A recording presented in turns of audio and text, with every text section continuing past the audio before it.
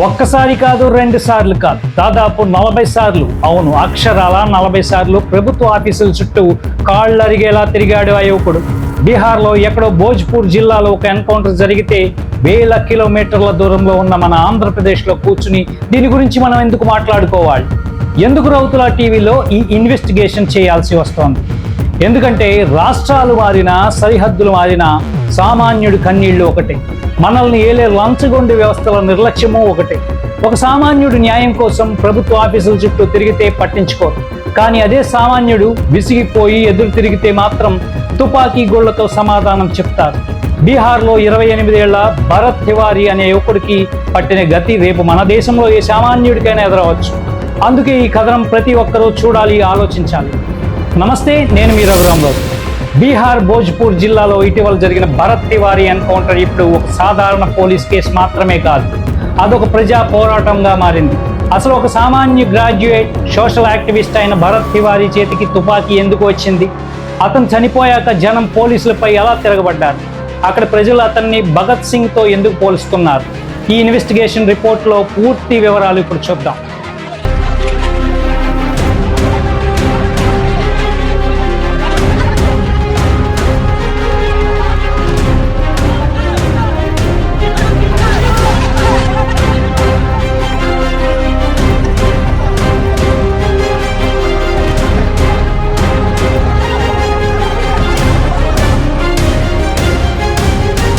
అసలు ఎవరి భరత్ తివారీ? ఇతనేదో పుట్టుకతోనో పక్క క్రిమినల్ కాదు, రౌడీ షీటర్ అంతకన్నా కాదు. ఒక సామాన్య BSc గ్రాడ్యుయేట్, సోషల్ మీడియాలో 1.5 మంది ఫాలోవర్స్ ఉన్న ఒక సోషల్ యాక్టివిస్ట్. భోజ్పూర్ ప్రాంతంలో వరదలు వచ్చి సర్వస్వం కోల్పోయిన పేద ప్రజలకు పునరావాసం కల్పించాలని, బాధితులకు ప్రభుత్వం ఇచ్చే నష్టపరిహారం ఇప్పించాలని అధికారుల చుట్టూ తిరిగాడు. ఒక ఏడాది కాలంలోనే దాదాపు 30 నుంచి 40 సార్లు కలెక్టరేట్, తహసీల్దార్ కార్యాలయాల చుట్టూ ఫైళ్లు పట్టుకుని చక్కర్లు కొట్టాడు. లంచాలు అడిగే అవినీతి అధికారులు ఏసీ గదుల్లో కూర్చుని కాలక్షేపం చేసే పాలకులు ఆ పేదవాడి ఆకలి కేకలను పట్టించుకోలేదు. ఇక్కడే మన ఏపీ ప్రజలు కూడా ఒక ప్రశ్న వేసుకోవాలి. మన చుట్టూ ఉన్న ఆఫీసుల్లో కూడా ఒక రేషన్ కార్డు కోసమో, పెన్షన్ కోసమో, భూమి సమస్య కోసమో సామాన్యుడు ఎన్నిసార్లు తిరగాలో ఆ దేవుడికే తెలియాలి. అక్కడ బీహార్లో కూడా ఇదే జరిగింది. ఆఫీసుల చుట్టూ తిప్పి తిప్పి అతను సహనాన్ని పరీక్షించారు. పేదవాడి ఆకలి కేకలు అధికారుల చెవికి వినపడినప్పుడు, వ్యవస్థ నిద్ర నటిస్తున్నప్పుడు ప్రభుత్వం దృష్టిని ఆకర్షించడానికి భరత్ తివారీ ఒక తీవ్రమైన నిర్ణయం తీసుకున్నాడు. చేతికి తుపాకీ పట్టి సీఎంను, అధికారులను హెచ్చరిస్తూ సోషల్ మీడియాలో లైవ్ పెట్టాడు.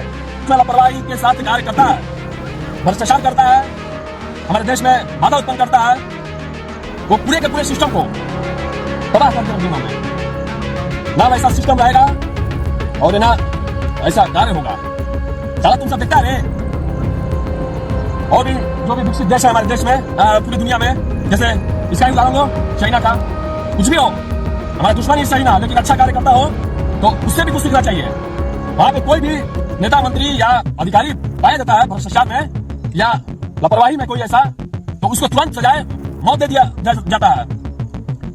साला तुम तब तो याद मुझे ही दे दोगे, क्योंकि ऐसी हमारे देश में ऐसे लोगों का जनसंख्या बहुत ज्यादा है कि केवल देश को लूटना चाहते हैं और अपना संपत्ति बढ़ाना चाहते हैं।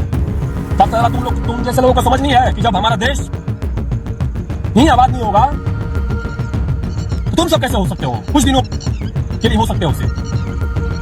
तो मेरा ये संकल्प है, मैं अपने देश में जितने भी साले ऐसे मक्कार लोग हैं, गद्दार लोग हैं, देशद्रोही लोग हैं, सबको समाप्त कर दूंगा आने वाले समय में धीरे धीरे। अगर जीवित रहा तो, और नहीं मिला तो मेरा ये तो अब बलिदान व्यर्थ नहीं जाएगा, ये तो तुम सभी जानते हो अच्छे से। బహిరంగంగా తుపాకీ పట్టి అధికారులను హెచ్చరించడం చట్ట ప్రకారం తప్పే కావచ్చు, కానీ అక్కడి ప్రజలు మాత్రం భరత్ తివారీని నేరస్తుడిగా చూడలేదు. అతన్ని భోజ్పూర్ భగత్ సింగ్ అని పిలుస్తూ జేజేలు పలుకుతున్నారు. ఎందుకు? బ్రిటిష్ పాలనలో మన హక్కులను కాలరాస్తున్నప్పుడు భూమీ చట్టాలను వ్యతిరేకంగా భగత్ సింగ్ ఎలాగైతే పార్లమెంట్లో బాంబులు విసిరి బడుగు బలహీన వర్గాలకు గొంతుకును వినిపించాడో, సరిగ్గా అలాగే ఈరోజు మన స్వాతంత్ర భారతదేశంలో లంచగొండి అధికారుల గుండెల్లో నిద్రపోవడానికి భరత్ తివారీ తుపాకీ పట్టాడు. తన స్వార్థం కోసం కాదు, వరదల్లో సర్వస్వం కోల్పోయిన పేద ప్రజల ఆకలి తీర్చడం కోసం, వ్యవస్థ కళ్ళు తెరిపించడం కోసం అతను విప్లవ వీరుడిలా పోరాడాడు. అందుకే అక్కడ ప్రజలు అతన్ని ఒక క్రిమినల్లా కాకుండా తమ కోసం ప్రాణాలు అర్పించిన ఒక భగత్ సింగ్ లా చూస్తున్నారు. అతని మరణం తర్వాత జనం గుండెల్లో రగిలిన మంట దానికి నిదర్శనం. हथियार इनको दे दिया गया तो समाज और देश के लोग आप समझना इसके बाद कि ऐसे लोगों का क्या इलाज करना है. अगर मैं जिंदा रह गया और ये सब मेरे साथ कुछ ऐसा गलत नहीं किया तो आऊंगा तो फिर उसके बाद मेरे द्वारा भी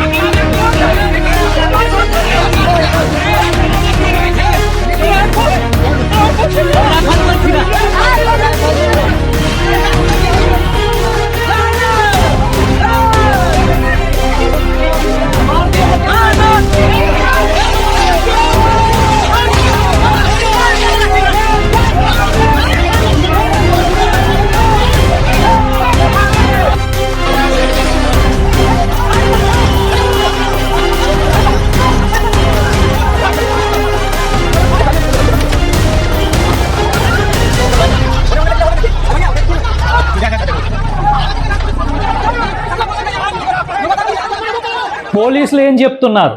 భరత్ తివారీ పోలీసులపైకి కాల్పులు జరిపాడు, అందుకే ఆత్మరక్షణ కోసం ఎదురు కాల్పుల్లో చంపేశామని ఒక ప్రెస్ నోట్ రిలీజ్ చేశారు. కానీ కాకిల్లారా, మీ అబద్ధాల వేటకి భరత్ తివారీ చనిపోయే కొన్ని నిమిషాల ముందు పెట్టిన ఫేస్బుక్ లైవ్ సాక్ష్యం ఇప్పుడు ఒక మరణ శాసనమై కూర్చుంది. ఆ లైవ్ వీడియోలో భరత్ తివారీ స్పష్టంగా చెప్పాడు, నా ప్రజలకు హామీ ఇస్తే నేను ఇప్పుడే లొంగిపోతా అని తన చేతిలో ఉన్న తుపాకీని పోలీసుల ముందే పక్కకు విసిరేశాడు. నిరాయుధుడిగా మారి 2 చేతులు ఎత్తి లొంగిపోయిన ఒక్క 28 ఏళ్ల యువకుడిని అరెస్ట్ చేసి కోర్టులో పెట్టాల్సింది పోయి పొలాల్లోకి ఈడ్చుకెళ్ళి గుండెల్లో కాళ్లల్లో 5 బుల్లెట్లు ఎందుకు దించారు? లొంగిపోయిన వాడిని లేపేయడానికి పోలీసులకు చట్టం ఎక్కడైనా హక్కు ఇచ్చిందా? ఇది ఎన్కౌంటరా లేక పక్కా ప్లాన్డ్ కోల్డ్ బ్లడెడ్ మర్డరా? हथियार इनको दे दिया गया तो समाज और देश के लोग आप समझना इसके बाद कि ऐसे लोगों का क्या इलाज करना है. अगर मैं जिंदा रह गया और ये सब मेरे साथ कुछ ऐसा गलत नहीं किया तो आऊंगा तो फिर उसके बाद मेरे द्वारा भी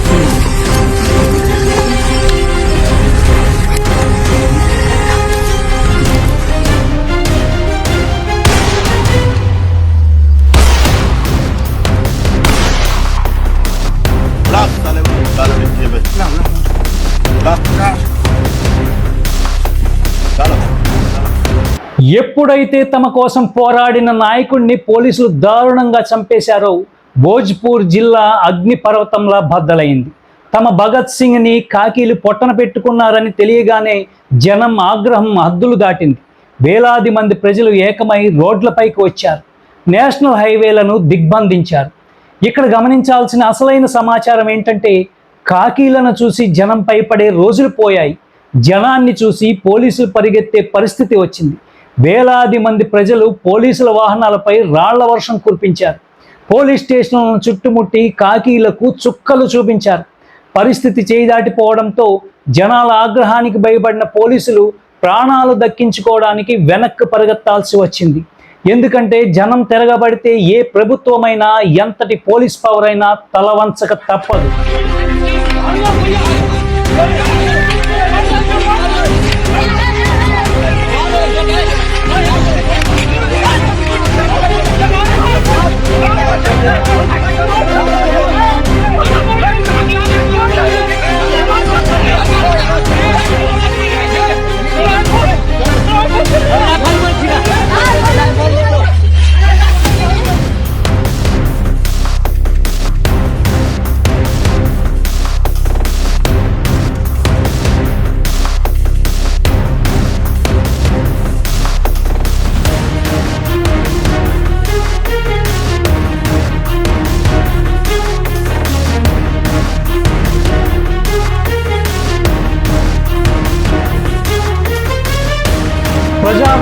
దాటికి బీహార్ ప్రభుత్వం మోకాళ్ళోడక తప్పలేదు.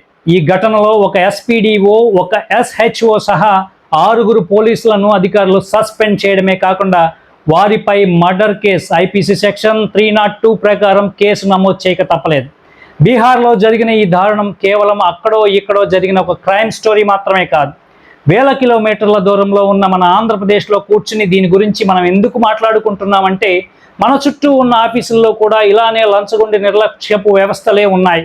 ఒక సామాన్యుడు తన హక్కు కోసం, సమస్య కోసం అధికారుల చుట్టూ తిరిగినప్పుడు రేపురా మాపురా అంటూ వాడి సహనాన్ని పరీక్షించకండి. చట్టం మీద, వ్యవస్థ మీద నమ్మకం పోయి సామాన్యుడు రోడ్డెక్కితే జనం అగ్నిపర్వతంలా బద్దలైతే ఏ కుర్చీలు మొగిలవు, ఏ పోలీస్ పవరు కాపాడలేదు అనడానికి బీహార్ ఘటనే ఒక ప్రత్యక్ష సాక్ష్యం. అక్కడెక్కడో బీహార్లో జరిగిన ఈ ఘోరం చూసైనా మన ఏపీలో ఉండే అధికారులు, పాలకులు మారాలి.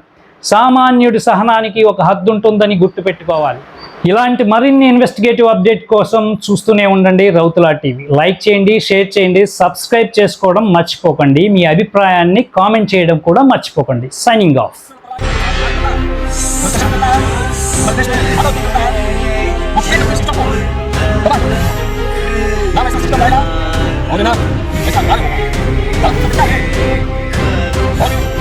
देश में दुनिया में जैसे चाइना हो, चाइना का कुछ भी हो, दुश्मनी सही ना, लेकिन अच्छा कार्य करते हो तो उससे भी कुछ सीखना चाहिए. आगे कोई नेता मंत्री या भाई का शिकायत है या अग्रवाही में कोई ऐसा तो उसको तुरंत सजाए मौके दिया जाता है. ऐसा आगे प्रति तुम तो यहाँ फेंक दो क्योंकि देश में ऐसे लोग का तो क्या हो जाता है, क्योंकि हम देश को लूटना चाहते हैं और अपना